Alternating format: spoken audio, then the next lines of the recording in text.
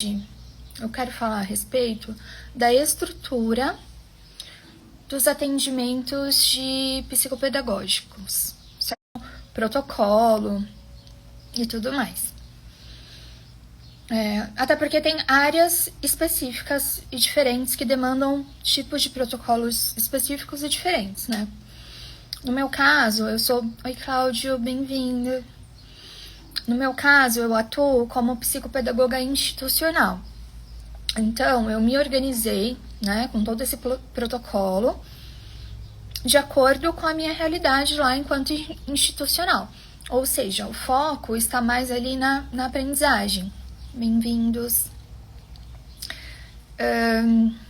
Então, assim, depois de muita pesquisa, eu consegui estruturar... Obrigada, meu amor. Meu aluno, Cláudio, maravilhoso, saudade. Eu consegui estruturar de uma forma que hoje eu nem preciso de colinha mais. Então, vamos lá. Por que eu quis trazer esse tema hoje? Para falar um pouco mais diretamente para os próprios profissionais de psicopedagogia, principalmente os que estão iniciando, porque no início a gente fica muito perdido mesmo, né? Daí é buscar e achar ali a forma que é um pouco melhor para você trabalhar. Mas isso é treino, é construção, enfim. Vou trazer aqui as etapas de como eu faço, tá? Vou tentar lembrar aqui na ordem certa. Eu não fiz a colinha de novo, mas acho que eu já lembro. Para os pais, né, e responsáveis. E ali eu colho informações do tipo: como foi a gestação dessa criança? Com quantos quilos ela nasceu? Qual o tamanho? Tudo isso, né? Históricos anteriores de traumas familiares, são muitas questões que vão me ajudar ali no processo de avaliação dessa criança, desse paciente, a chegar ali num diagnóstico específico, numa hipótese, ou ainda que não tenha uma hipótese, auxiliá-lo, né, em tudo aquilo que ele traz. Por quê? Essa anamnese, gente, ela faz muita diferença, por isso também que eu já inicio com ela, tá? Segunda sessão, EOCA. O que significa EOCA? Entrevista operativa centrada na aprendizagem. E o que seria isso? Estamos lá no nosso consultório, é a primeira sessão da criança, né? Porque a primeira foi com a família. E aí a gente deixa a criança livre. Geralmente tem-se, né, vários estímulos, brinquedos, brincadeiras, livros, jogos. E eu deixo a criança à vontade nessa primeira sessão com a criança, né, que é a EOCA. E vou observando, né? Ela me chama para brincar junto? Ela é muito tímida? É muito introvertida? Claro que aí a gente precisa levar em consideração que ainda é o primeiro contato da criança conosco, né? Então isso pode causar uma confusão também. Então é importante retomar esse olhar durante o processo de atendimento. Daí com a EOCA, o que a gente consegue analisar e avaliar? Aspectos da personalidade, preferências e modelo de aprendizagem, certo? Terceira sessão. Como é que eu tô lembrando, gente? Acho que é... E também não tem necessariamente uma ordem flexível. Isso é a forma que eu faço. A única coisa que eu acho que precisa sempre manter, sim, é a anamnese na primeira sessão, que nos dá um norte aí, né? Algumas profissionais defendem que a anamnese seja feita no final, para não influenciar no nosso olhar, mas ao meu ver e com a minha prática, pelo contrário, me ajuda muito sim. Claro que eu não vou me prender a tudo que tá ali, mas eu vou ter um norte para me direcionar, certo?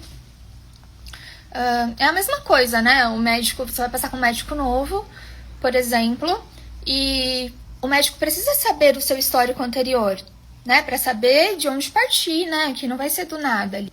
Para verificar qual o estágio cognitivo desse meu paciente. O que seria isso?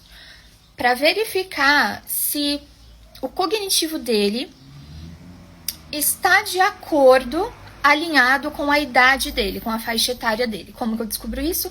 Aplicando as provas operatórias piagetianas, que seriam conservação de matéria, conjunto de pequenos conjuntos discretos, conservação de massa. Bom, tem vários, assim. E aí eu consigo ir analisando. Mais pra frente, quando eu conseguir acesso aos meus materiais novamente, que eles ficaram lá no consultório, eu consigo mostrar para vocês na prática, tá? Como aplicar, quais são esses instrumentos. E isso, para quem tá começando, é muito bom no sentido de a gente mesmo pode física, digamos assim, para ser mais didática, né? Claro que, né, gente, eu não vou ter ali o olhar, a avaliação de um médico, então não substitui. Ali é para eu ter um norte e caso necessite depois eu encaminho, né, para o pediatra ou até antes. É muito bom quando os pais, a família já leva antes e já me trazem, nessa primeira entrevista de anamnese, já me trazem documentos, exames médicos, porque isso também ajuda, né? Como já falei em vídeos anteriores, somos seres integrais, então tudo influencia, sono, alimentação, atividade física, tudo isso. Tempo de tela, certo? Depois de avaliar a psicomotricidade, a próxima sessão, podemos ir para os testes de memória auditiva e visual. Novamente, não substitui um médico, né, que vai lá fazer um exame de imagem, um neuro, que também, se necessário, eu encaminho, ou às vezes já veio para mim com o encaminhamento desse neuro. Por isso que eu digo, né, gente, nós nunca trabalhamos sozinhos, é sempre uma equipe. Nós, profissionais da psico, a família, os outros médicos, é uma equipe, certo? E o próprio paciente, né, que vai ter o compromisso ali de continuar com essa extensão do processo terapêutico no decorrer dos dias e da sua vida. Psicomotricidade. Tá, teste de memória auditiva e visual. Como que seriam feitos esses testes? Como são feitos? Como eu realizo, né?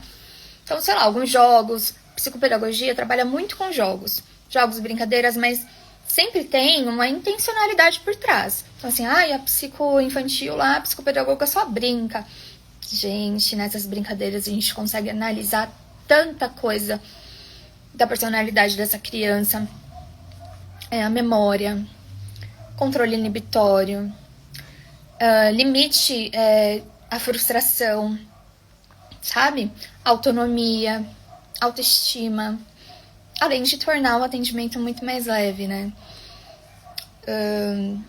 Eu pulei uma, então eu não vou falar na ordem exata que eu realizo, mas eu vou falar todas as etapas, tá?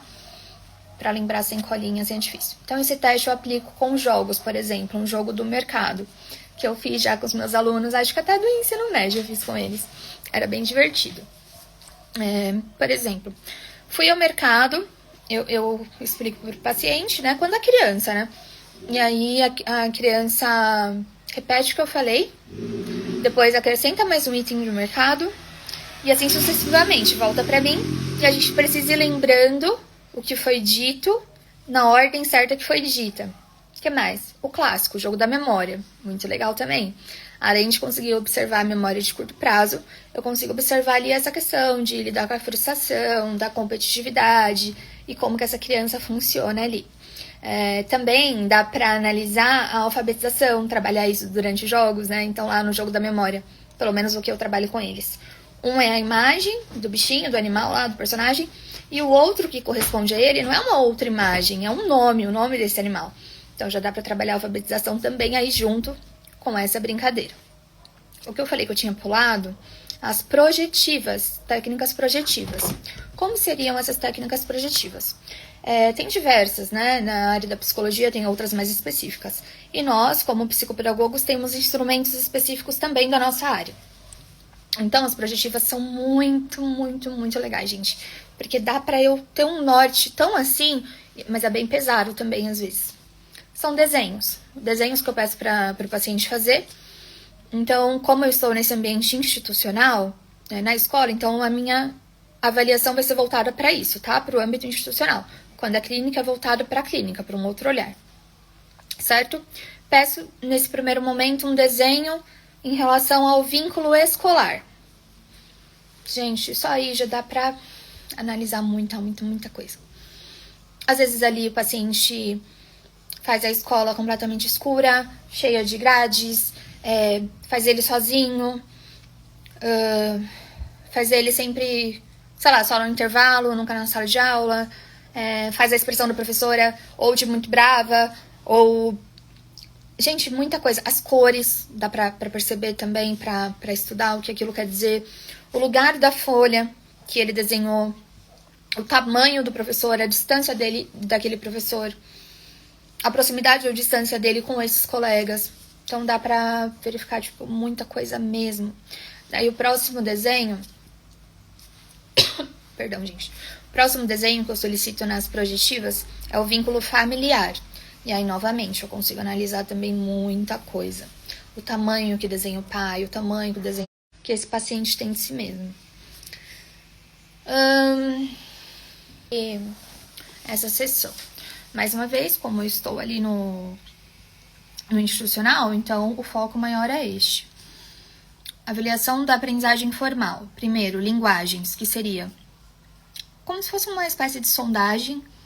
Coloco lá um ditado, 10 palavras e uma frase, claro que sempre dentro do mesmo campo semântico.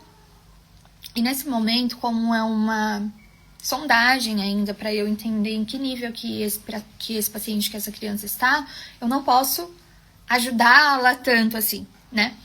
Claro que eu vou falar a palavra de uma forma um pouco mais cuidadosa, um pouco mais lenta, para auxiliá-la, mas assim, não necessariamente quase fazer ali pela criança, senão a gente não consegue observar e avaliar exatamente em qual nível que ela está. Depois disso, faço a avaliação formal do raciocínio lógico-matemático.